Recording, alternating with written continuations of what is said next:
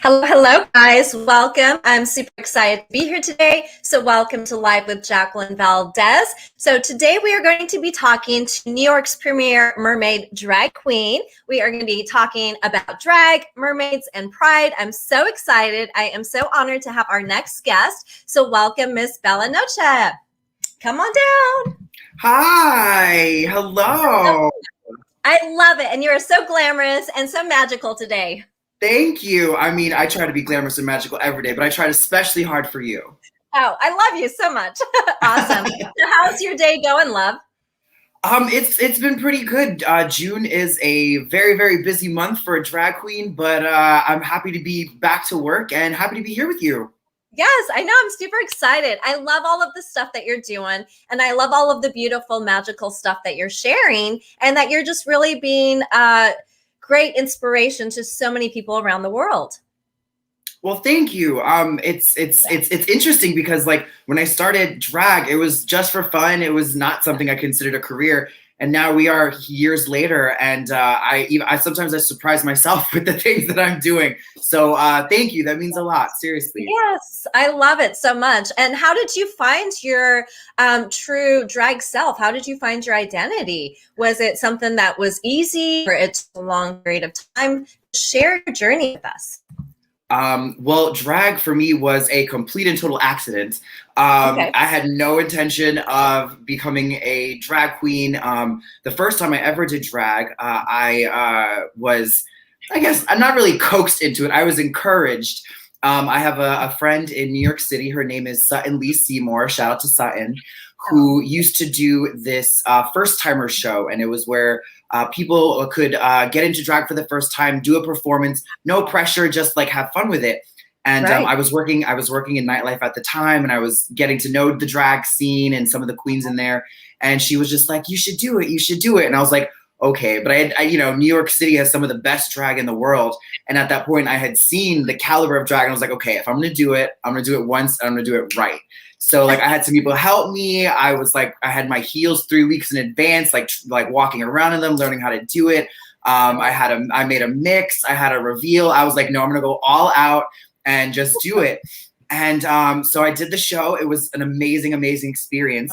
And at the show, there was a bartender from another bar who was like, "Hey, there's this new bar that opened uptown. They're starting drag shows, and they're looking for new queens to come and guest. Would you be interested?" And I was just like, okay. And I went, and it just kind of snowballed from there. And every time I would go out and do something, I would get booked for something else.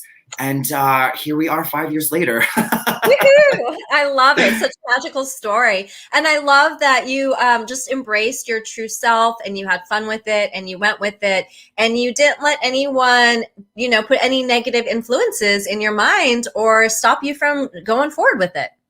It's crazy because I've always been like an artistic person. I love drawing, I love coloring, I love I'm a writer by trade, so I was always in that artistic realm. And drag for me I've always been good at these like little random things. I had no idea that it would one day literally everything would culminate into this career. And it's kind of crazy to not only be doing what I love, but kind of feel like what I'm supposed to be doing. So it's just as much of an adventure for me as it is for everyone watching. Because I literally, one of the cool things about drag is like you never know where you're gonna get booked. You never know, even in a show, you never know. You don't know what's gonna happen. You don't know if someone's gonna, trip and fall. You don't know if your music's gonna suddenly go out. You don't know if you're gonna get tipped $100 bill. So it's always fun. It's always exciting, and it's definitely an adventure. Wow. How do you keep yourself so current and so ahead of the times? Well, for me, I just do what I love doing. I'm addicted to Instagram. I love Instagram. I love following other queens and getting inspiration. And one of the things I like, honestly, when I first started, I would look at other queens and I was like, oh, I like that. Oh, I like that. And I would take one little thing of inspiration from her and it all culminates together and then make it work for me. My claim to fame is I am the Mermaid of New York.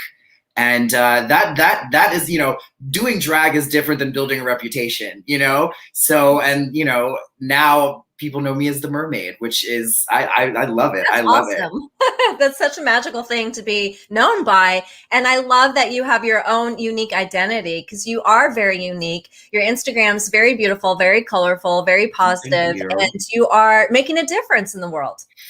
I'm trying, you know, drag has now drag is basically mainstream, and it's such a unique platform that I've found bridges the gaps between lots of different people when it comes to age, race, gay, straight, non-binary. It's a great way to bring in a bunch of different people that didn't even realize, you know, maybe we're not so different after all, you know? I love that. And I love how, years back to now, how much it's changed and how much it's Oh in the my gosh. forefront and how people are more open to it and more warm and inviting. And now we have Pride Month, which is really exciting. It's Yes. just a huge change in the world, a better change. I wholeheartedly agree. You know, I feel like, you know, drag has been around forever, Yeah. you know, but, you know, now with the rise of social media and the blast of like the makeup industry and fashion, and then of course with, you know, the rise of RuPaul's Drag Race, you know, drag is now available basically all over the world, and now they're doing drag races internationally, which I think is amazing. I actually think some of the international seasons are better than the American ones, and it's so cool to see just like different drag from all around the world. And yeah, I'm very, very happy to caught the wave when I did, you know. Yes, I love it. Do you think you'll ever try out for RuPaul, or do you think you would ever do something like that? I mean, someone put me on TV, please. Drag Race is something that I've definitely considered. There's a lot of queens that go for it every year. It's very competitive. It's very, you know, there's a lot of different things that go into who they cast and why they cast them. But you know, now drag queens are all over TV. Yeah. You see them in movies, you see them in sitcoms. They have their own shows. You know, so I'm optimistic. I'm what they call an opportunist. I love it, and you guys heard it here first. Right, exactly. Manifest. I love it, and I love that you are in this magical world, not just of drag queens, but of also the mermaid life. So, how did the mermaid life happen? So it was interesting. So ever since I was little, I've loved mermaids. When Little Mermaid came out, like I wanted to be Ariel. I was doing those hair flips in the pool. Like I was like swimming with my legs together, you know, like I've always kind of had that inside me. And as I grew up, especially growing up as a young Latin boy, they were like, no, you can't be a mermaid. No, that's for girls. Stop doing that. And, you know, I did, because, you know, when you're that young, you kind of do what you're told on that. Especially I grew up in a very, very religious conservative household. So I really didn't have gay or queer influences in my life at the time, kind of the opposite. As you know, I got older, I still really liked mermaids and just mermaids in general. And when I started drag, you know, drag is all about finding a persona, finding something that is inside you that you can push out to the world in an artistic way. And one of the things that I've always wanted to be is a mermaid. And now I am one. And not just in drag, there's a whole amazing mer community out there that I've discovered mostly through Instagram, of, you know, people who are mermaids, professional mermaids, the same way that I'm a professional drag queen, that are like booked to do this. And so I now officially have my first tail. I went on tour a couple months ago with my tail, and it was so much fun. Took my first swim in it. So it's really cool to be part of like two amazingly artistic communities. It really is. Yeah. It's very cool. I know. And I was just talking to a mutual friend, Sia Shells, last week. Sia Shells, yes. I watched that interview. She is so fabulous and so lovely. Yeah. And when I saw that you interviewed her, I was so happy. She's one of like my favorite mer people. I know, and it's so amazing to find this mer world that I really only knew a little bit about. And so it's really exciting to know more about it and to, you know, interview such amazing people from it. So it's very cool. I'm so honored to have you guys on my show. Yeah, it's because there are actually a lot of parallels between like the drag community and the mer community, especially in that people thinking, oh, that's not a real job, Yeah. and I'm just like, yes, it is. Like this does not happen like in minutes, like there's I think one of the things I respect the most about the art of drag is that literally it takes almost every sort of artistic talent you can, makeup, hair, fashion, performance. It literally takes almost every single artistic talent out there and combines it into this one amazing art form. Yes, that's so true. And I love that you still stayed really strong and really independent and really, coming from the background that you came from with your family and being conservative is you really are even more inspiring than, we even really know. It's just, you're such a huge influence. And so many young ones are looking up to you now. Well, thank you. And like, Yeah. it's the journey. I came out when I was 19 and left home because I couldn't be gay at home, and survived on my own, put myself through college, and Wow. it's the journey. But I'm very proud of it. I'm very proud of it. Like if I can do that, I can do anything. Yeah. And it's been a really, really, looking back, yeah, it was hard in the time being, but anytime I ever feel like I can't do something or something's too hard, I always reflect on that. And I was like, you did that. You can handle this, you Ah, know? I love it. Yes. And I love that it's just such a beautiful story. I feel like so many amazing people come from, having a difficult background or having struggles. And, like I've said before, the weirdness is the beauty in people and the uniqueness in people. And that's what makes people shine. It's really interesting. It's very much that diamond in the rough analogy where it's like you press the piece of coal, you press it, you give it all that pressure, all that heat, and then one day, boop, diamond. Yes. And that was I feel very, very similar to that, where there were some years there where I had to relearn how to love myself. I had to reintroduce myself to my family as this person who they didn't know for years existed. And it's been a decade, but we've made some progress.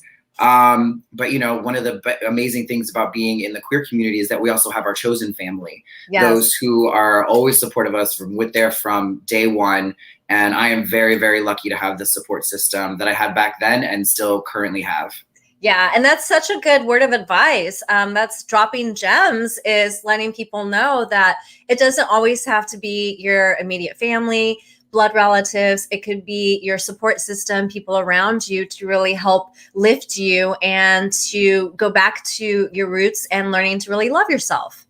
100%. And that's one of the things that I really try to convey. So I also do Drag Queen Story Hour. I'm the Long Island chapter organizer of Drag Queen Story Hour. I got started with the New York City chapter.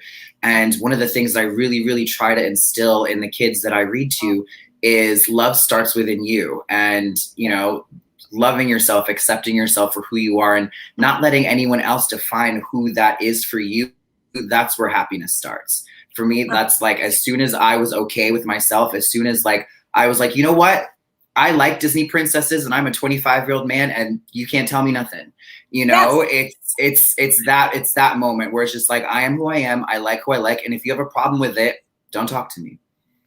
I love it. I love it. And setting those boundaries is something that is needed. And it's very healthy, very yes. healthy. Yes. I've seen so many people that allow people to tell them things or talk to them a certain way because of who they are, or because they're unsure of themselves. And it's like, yes. No one has any right to talk to you any other way than you allow them to. And if you set up those boundaries and standards for yourself, they'll respect them, or they just won't be around. And either way, it's you come out on top. Exactly. And I've been working on that the last year. Well, actually, like the year before that, I put. Right. We don't count last year. Last year didn't count. right. And anyone negative or toxic or had anything bad to say or any just, conflict, they were gone. I just started purging and getting rid of people. And now only amazing, bright, inspiring, beautiful souls are allowed in my environment. Correct. And I've gotten this piece of advice before, and I'm sharing it here. Like, don't waste your energy trying to win over like haters and naysayers and people don't support you. Use all that energy and focus in on supporting, loving, and impressing the ones that have supported you and are with you through it all. You know, because they're the ones who deserve that energy, not people who impress them for what? So they can be like, oh, snap. No, I don't have time for that. Yes, I love it. You're dropping so many gems, love. I love it. Oh my gosh, you're so smart. Gems everywhere. So what future things do you have coming up for you? Well, Pride Month has been super busy, which I love. Things are opening up again. It's such a joy to be back, to be doing live in-person shows. I think that was the hardest part of last year. Thankfully, I stayed relatively busy, but everything went virtual, you know, and when you are used to performing in a bar for 100 people that are screaming, yelling, and handing you dollars, to now you're alone in your living room, lip syncing to a screen, and you just see little hearts, no applause or nothing. And then maybe, you know, they'll throw you something on Venmo. It's an adjustment. It's an adjustment. But you know, drag queens are nothing but resilient, and we were doing it and we made do. And through those, you know, that stayed relevant and stayed engaging, now that we're back, you know, there's a higher demand for in-person. So I'm doing lots of different shows out here in Long Island with my beautiful drag sisters out here, which I'm very, very happy to be part of the Long Island drag community. There are so many fantastic and fabulous queens out here that I am lucky to call sisters. So yeah, we have a lot of stuff going on. That's so exciting. Is there a difference as far as like different regions and how the style of drag is? Oh, 100%. There's any sort of drag scene you can think of is going to be different than another drag scene. So like, for example, I grew up in the New York City scene. I did drag in New York City for 3 years before moving out to the Long Island scene. And drag in New York City is very like fast paced, gotta do mixes, running from one gig to the other. And it's also, there's so many drag queens in New York City, which isn't necessarily a bad thing, but sometimes I feel like you don't really get to know the community for everyone that's in it. You know, there are queens who we started drag around the same time, and like I didn't meet them until like 3 years later because of all of the things. And there were also so many venues. There's so many more venues that can host a drag show. Whereas in Long Island, the community is a little more tight knit, a little smaller. The venues, even though there's a lot more space, which is nice, there's less LGBTQ geared venues, which thankfully now a lot of regular venues are like, no, we want drag, we want the community to come, we want that. But as far as you know, if you like, the California drag scene is like similar to New York, but the California drag scene is very much more like vibrant, very like, you know, ethereal, like going out there. And I guess like the drag surfers, you know, like just like chill laid back and stuff like that, but workhorses. The southern drag is like most like pageant, big hair, big dresses, big jewels, you know. And those are kind of just like the main things of the scene, because you can find unique drag everywhere. But yeah, the different regions of drag are extremely different, which makes Drag Race so interesting, because you get all these queens from all over with different drag styles that are all trying to do the same thing. Makes great TV. Yes, and I love that there's so many different unique styles. You don't have to fit into one box. You can be your own unique self. You can take different parts of people that you're inspired by and create something new and different. What word of advice would you give someone who is new coming into the drag scene and doesn't really know how to even start or is scared to even go there? I mean, my first thing is just start playing around, like play around in your room, whether it be, you know, buying an outfit that you're like, ooh, I want to do that. Buying a pair of, like, my first thing was I bought a pair of heels, and I put those on and I was just like, oh, yes. And so like, you know, but different things might be different people. If you're really into art and the makeup, go out and buy a makeup palette and some brushes and just start playing around. You know, I'm completely self-taught. I'm not trained as a makeup artist, a hairstylist. I'm not a trained performer or anything like that. So I literally started at zero and taught myself everything along the way. So it's anyone can do drag. You don't need to be a theater major. You don't need to be, you know, a cosmetology student. You don't even need to be able to do a split.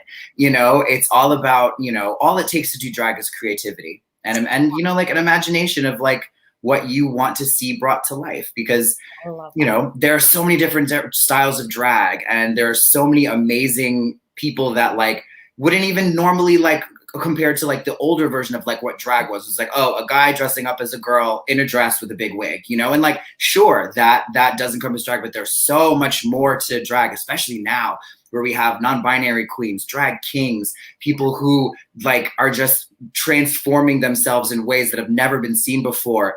You know, not also reviving like the club kid movement, you know, things like that. So there's so many styles of drag. So I love it. So look much into that little box of creativity. Yeah, just dive into that box of creativity you have and see what you pull out. I love it. Yes, more gems you're dropping, more gems. I'm not even doing it on purpose. I love it. You're on fire, girl. Yes, and that's hard for a mermaid.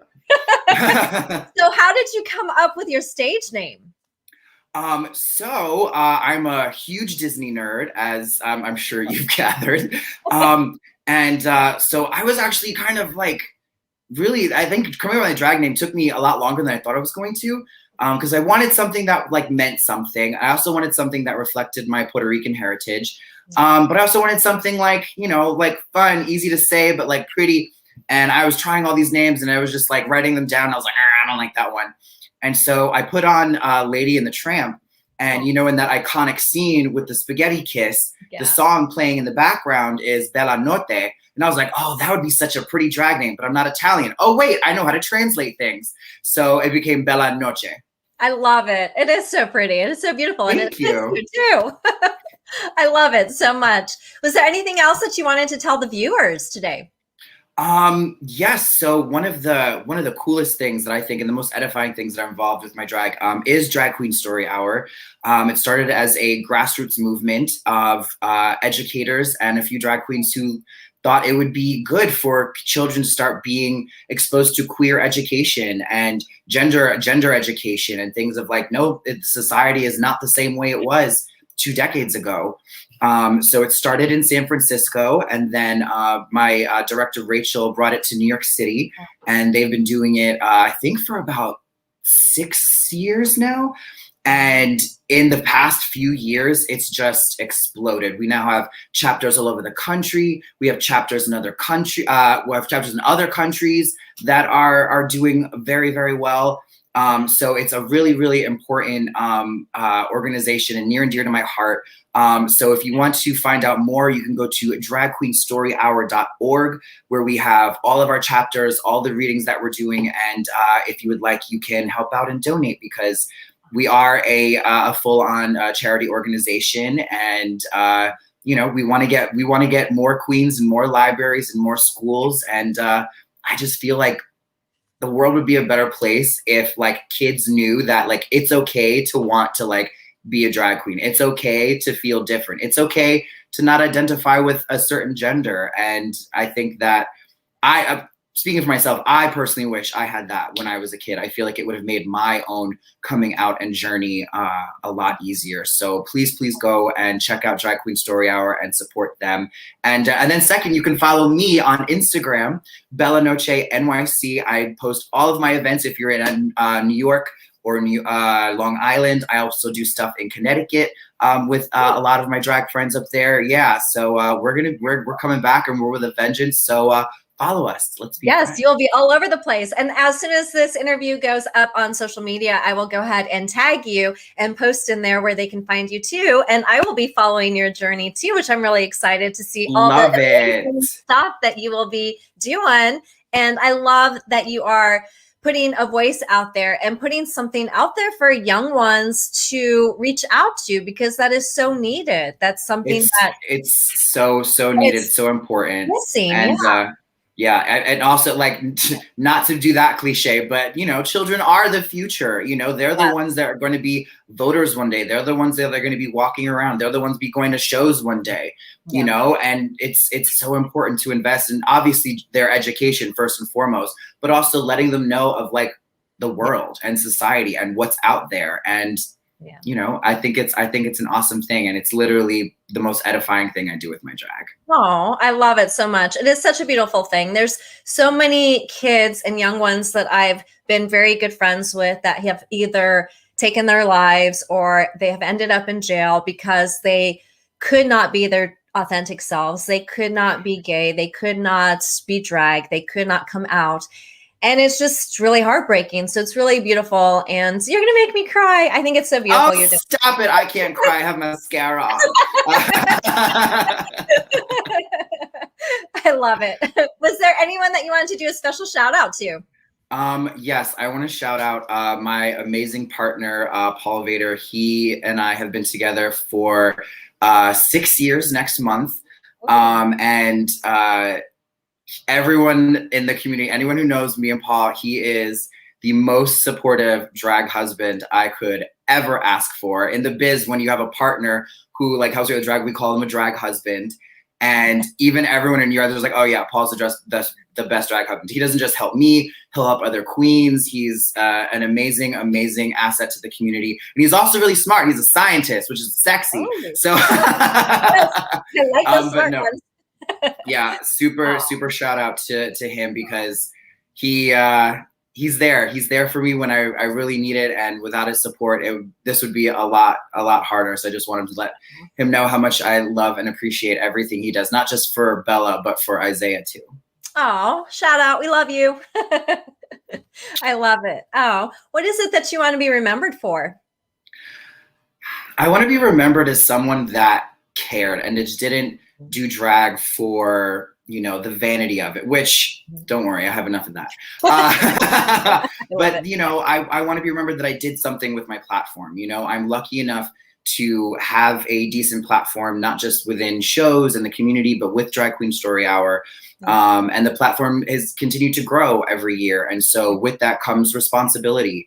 And I want to make sure that I can always use my platform to advocate for the community, to really educate and make people aware of that, you know, drag is not scary. Drag isn't dirty. Drag isn't, you know, pornographic. Drag is fun, and drag is for everybody. And sure, yes, there are adult theme shows where we go and have a good time and drop the F-bombs and get slashed. But and then there are ones where we're going to go read books to 3-year-olds in a library. You know, drag is not a one-sided thing. It's multi-dimensional.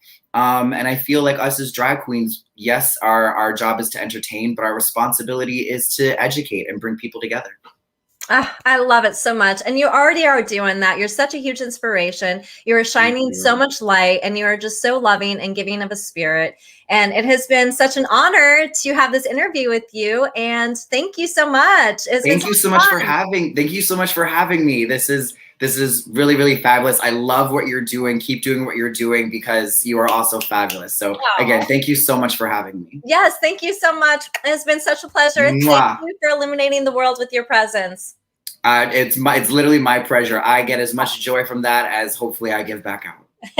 Yes, lots of love. Mwah. Bye. Bye. Thank you, guys. Thank you for tuning in. Thank you for watching Live with Jacqueline Valdez, illuminating the world one voice at a time. Lots of love and light, guys.